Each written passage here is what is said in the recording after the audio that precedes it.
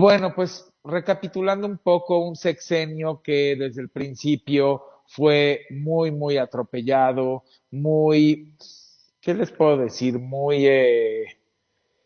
Pues muy arrebatado porque no fue un sexenio legítimo. Ya lo hemos dicho muchas veces, esta elección pues sí fue de alguna manera un hurto a la nación y no fue realmente legítima. Y de ahí pues como les platicaba, la gente busca normalmente cuando no tiene legitimidad, busca cómo hacerlo, busca cómo conseguir ese reconocimiento y entonces tiene que hacer estrategias como aparentar ser el héroe, el salvador, el que vino a rescatar, el que muchas otras cosas. Y bueno, pues de ahí es desde donde se nos desata grandemente la violencia en el país. Eso no significa que no había, pero jamás a esos niveles. Podemos volver a recapitular que con Cedillo tuvimos todas estas matanzas tan tristes de Aguas Blancas, de Acteal, y que de verdad también son imperdonables, ¿no? Y pues saqueos, ya recapitulamos cualquier cantidad de saqueos y de fraudes y de tejes y manejes en los cuales siempre nos hacían pensar que era una cosa, pero después era otra. Sería también interesante como reflexión antes de continuar que se hiciera un análisis muy claro de cómo fueron las privatizaciones, porque como vamos a entrar ya a la parte de el sexenio, bueno, de Calderón un poco, con lo que nos falta, y luego de Peña, pues hay que entender cómo es que se van haciendo estas estructuras para hacer aparentar a la población una cosa y de pronto resulta que hubo todo un tema por detrás, porque pareciera que todo gobierno anterior tenía que tener una liga con los privados de una o de otra manera para poder llevar a cabo su proyecto individual, a veces digo, o sectorial de, pues sí, de alguna manera de saqueo a la nación, ¿no? Y disfrazarlo de una manera muy práctica en la cual la población pensara que pues las cosas se estaban haciendo de la manera correcta. Y pues podríamos hablar de privatizaciones, pero también podríamos hablar de negociaciones con privados, de empresarios favoritos, de facilitar cualquier cantidad de cosas a sus favoritos, de aparentar que se va a cambiar la constitución o alguna ley, y a final de cuentas nada más te está hecha a modo para que puedan entrar esos privados y puedan de alguna manera adueñarse de parte de la nación o conseguir subsidios. Pero bueno, vamos a platicar de todo esto poco a poco, pero quise darles el contexto. Entonces sí sería interesante, creo que no se ha hablado y el gobierno actual pues sí está haciendo un análisis muy claro que le abriera a la población, y si no, pues hacerlo nosotros y con ellos juntos, toda esta realidad desde las privatizaciones, si realmente sí se dieron con dineros privados o se dieron con dineros públicos y aparentaron ser privados. Y lo mismo con la parte de los cambios de la ley, ¿no? Como la ley energética que de alguna manera esta reforma que se está tratando de corregir en el sexenio de Peña, y bueno, pues así podríamos hablar de cualquier cantidad de reformas. Hubo reforma educativa, ha habido reformas electorales, pero pues parece que vivimos, como les platico, en el tema a modo o en el tema de ponerse de acuerdo de alguna forma y hacer parecer que es para el bien, cuando después, cuando ya se abre todos los detalles y los contratos que emanan desde las privatizaciones o las transacciones de las privatizaciones o los contratos de todos este tipo de leyes y reformas, pues es donde nos vamos a dar cuenta que solamente nos dieron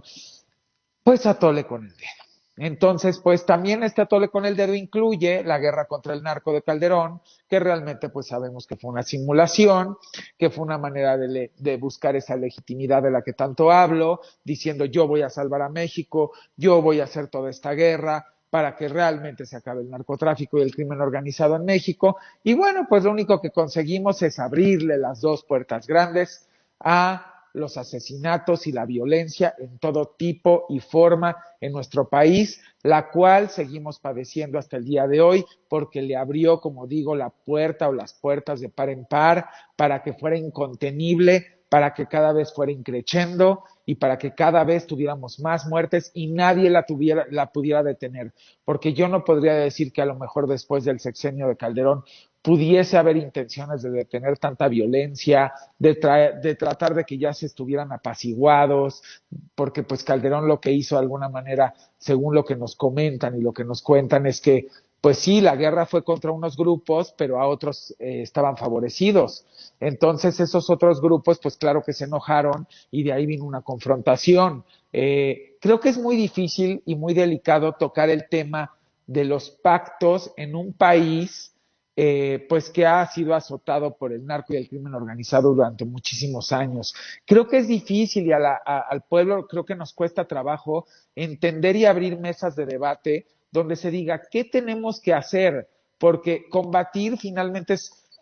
es muy difícil cuando hay tantos grupos poderosos y cuesta mucho trabajo hacerlo cuando ha avanzado tanto y hoy es parte hasta de nuestro ciclo, y tristemente lo digo, de nuestro ciclo económico, pues sí valga la redundancia, nuestra economía, y que hoy también es parte de gran flujo de la economía mundial el narcotráfico. Y mentir o engañar o no abrirlo para tratar de decir yo soy el Salvador y yo lo voy a quitar de un día para otro, pues es engañar, eso no existe, es un proceso. Y a lo mejor voy a decir algo muy aventurado y lo digo con todo respeto y claro es mi punto personal de vista, no sé si de pronto pactar y tratar de sanar a la sociedad, pero con un pacto de paz sería mucho mejor que seguir en este tenor, porque este tenor no nos ha llevado a nada. Se ha señalado mucho que por qué de pronto los gobiernos en el mundo a veces tienen que sentarse fuerte lo que voy a decir con la mafia a tratar de dialogar y no entienden que a final de cuentas cuando algo avanzó tanto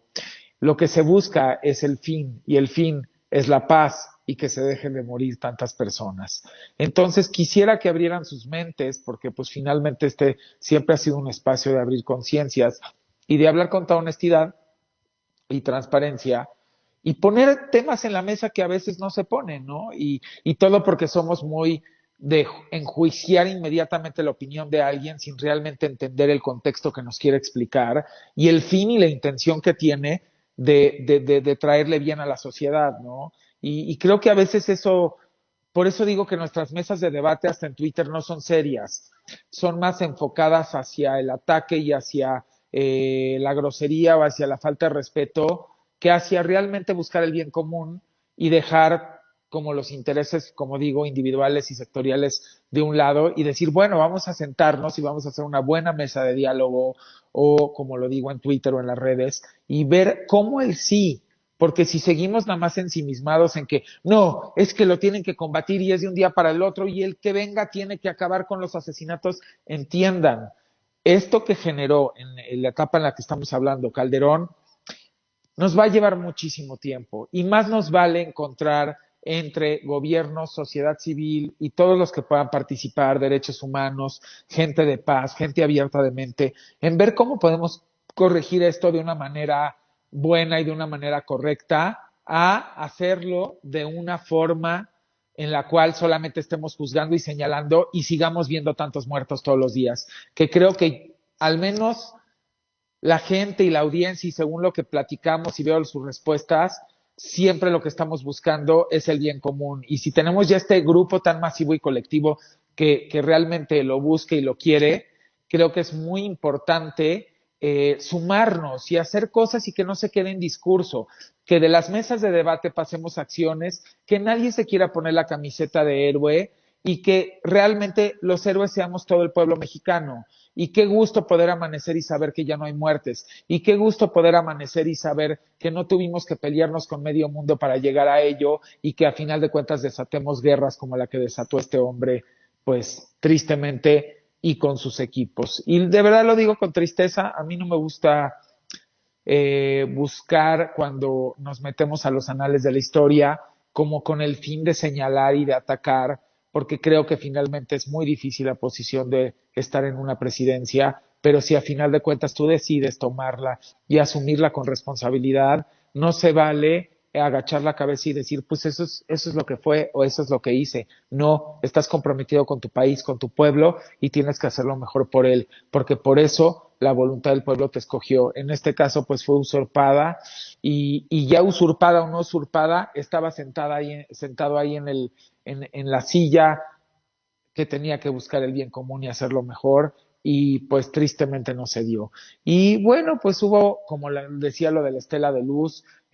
una cantidad de opacidad ahí tremenda. Lo de la refinería, que nada más se construyó una barda, pues también una opacidad tremenda, así como opacidad, como lo vuelvo a repetir, en las privatizaciones. Sería muy interesante que el presidente nos platicara un poco también, nuestro presidente actual, de las privatizaciones y de cómo se fueron dando, y luego las reformas a la ley y por qué, cuáles eran las intenciones, en un diálogo muy abierto, para que la gente también entendiera al presidente que lo que hace todas las mañanas el presidente actual es tratar de llevarle más información al pueblo con el fin de que pueda escoger mejor. Pero creo que el diálogo se tiene que volver todavía aún más aterrizado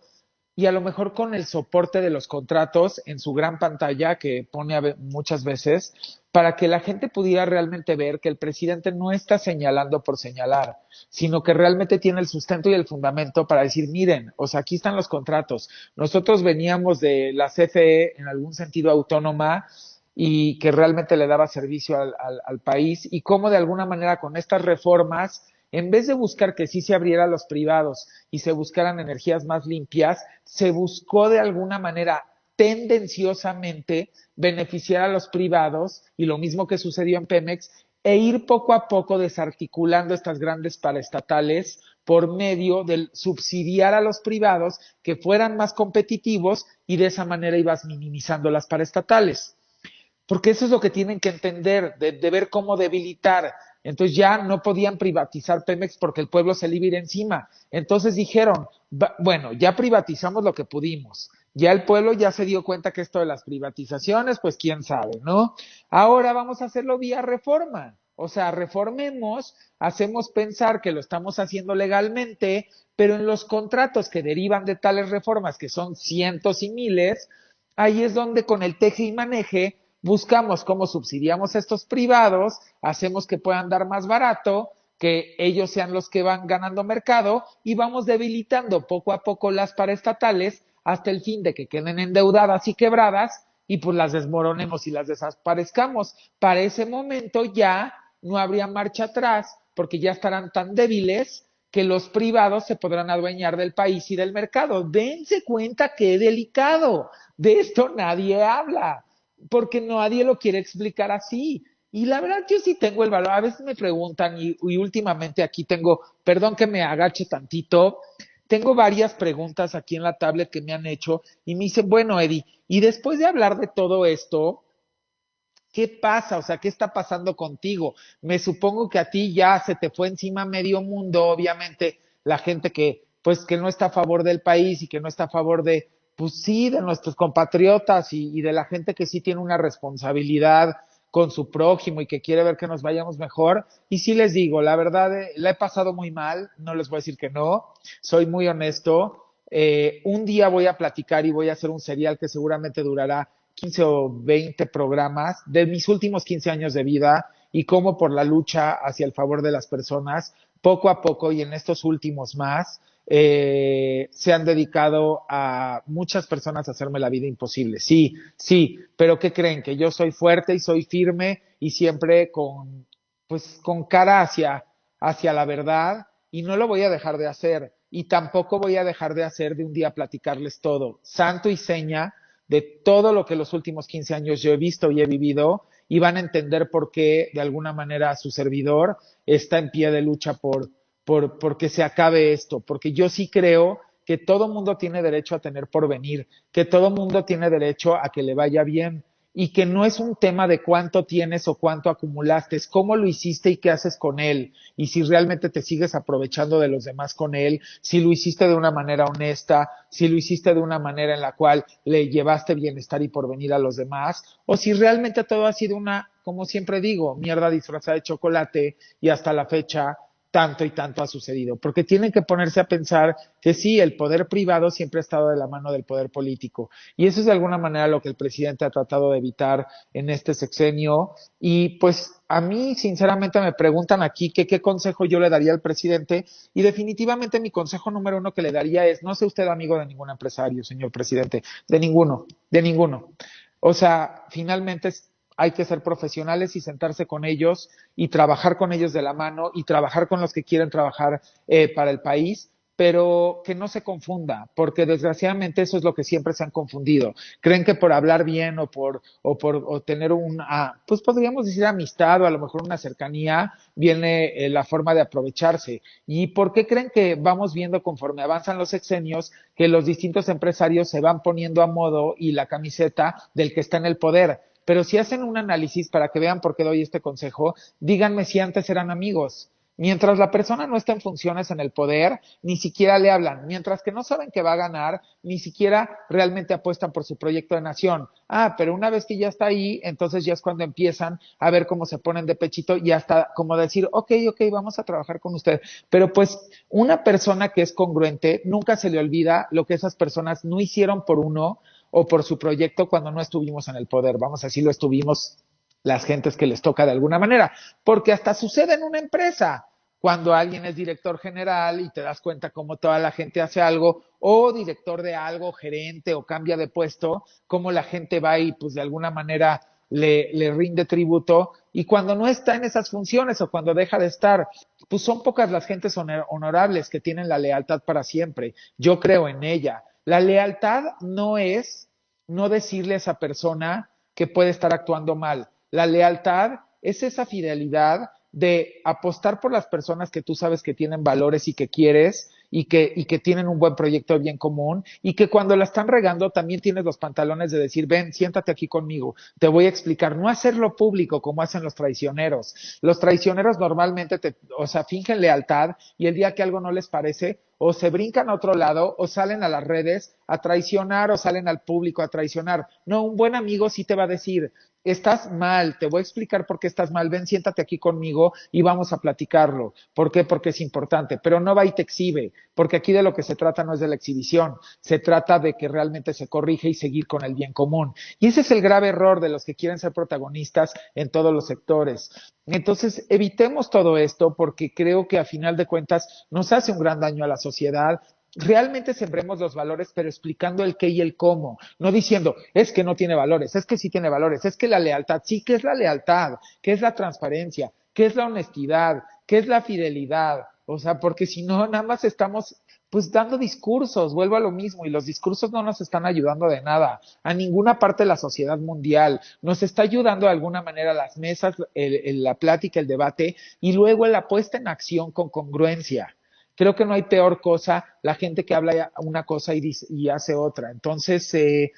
pues como les platico, ahorita que me preguntan esto aquí en la tablet, sí, haré un serial y seguramente serán 15, 20 o 30 programas y se van a sorprender de lo que me ha tocado ver. Y no pienso yo realmente callarme porque he visto mucha falsedad y he visto mucha injusticia y sinceramente creo que si queremos construir y edificar una conciencia y una sociedad mejor, pues tenemos que abrirnos al diálogo y nunca señalando con las ganas de fregar, sino realmente de construir, pero no puedes construir si no sabes el origen, no puedes construir si crees que has vivido 20 años con una realidad y resulta que estás engañado. Sí te necesitan quitar la venda de los ojos. ¿Y cómo te quitas la venda de los ojos? Pues con estos ejercicios, con estos diálogos, trayendo los comentarios, lo que ha sucedido, cómo nos han hecho pensar una cosa, cómo hay gente que osa salir a un micrófono, y lo puedo decir, privados también, y dicen, yo no voy a hacer esto, o yo voy a hacer el otro, para quedar bien, porque obviamente todo es una estrategia, por eso creo que es inteligente dividir el poder político del económico, porque si no salen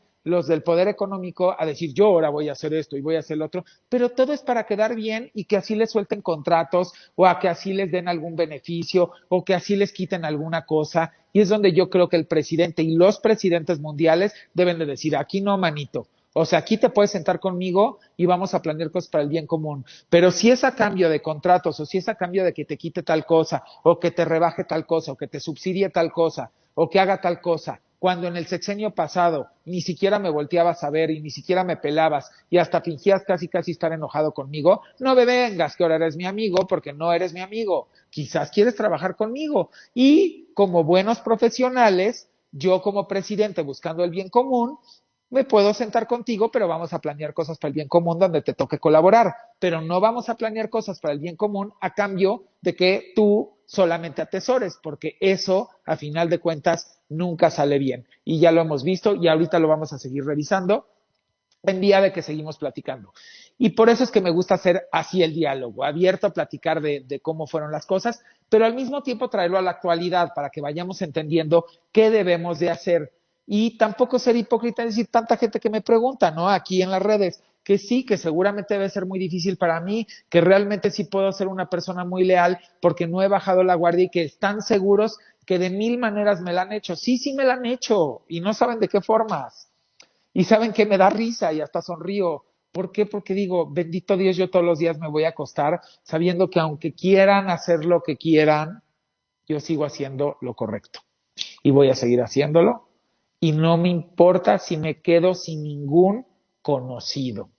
Porque si tú, por defender el bien común, te quedas sin esas personas que estaban alrededor tuyas, no puedes decir que te quedaste sin amigos. Siempre fueron conocidos, porque los amigos no hacen eso. Por eso les digo, y por eso cuando me pregunta qué consejo darle al presidente, que se quede cerca y que tenga cerca a todas esas personas que él sabe que realmente están con él y que por ningún motivo y ninguna razón, por interés, sino porque realmente lo quieren, y lo digo para cualquier presidente, lo aman, lo adoran en el sentido de ser humano, como te ama y te adora a alguien y te puede querer como un ser normal, nuestro círculo de amistades reales o de familiares, porque no es un pecado querer, no es un pecado adorar en el buen sentido, no es un pecado amar y tener lealtad. Lo que es un pecado es fingirlo. Lo que es un pecado es, como dije, no sentarte con alguien y de pronto decirle, sentados en privado, aquí la estás regando. Creo que ese es el mayor valor que puede tener una amistad, porque te puede realmente hacer que construyas mucho más que alguien que se queda callado. Y me dicen, oye, ¿y qué pasa si de pronto le dices a un amigo así las cosas como platicas y te dejara de hablar? Te contestaría, entonces realmente no es tu amigo. Te podría decir que no está de acuerdo contigo, pero no tendría por qué retirarte el habla, si es un acto de lealtad y de honestidad. Entonces hay que aprender también, hay que crecer más como seres humanos y encontrar el valor en las personas. Pero bueno,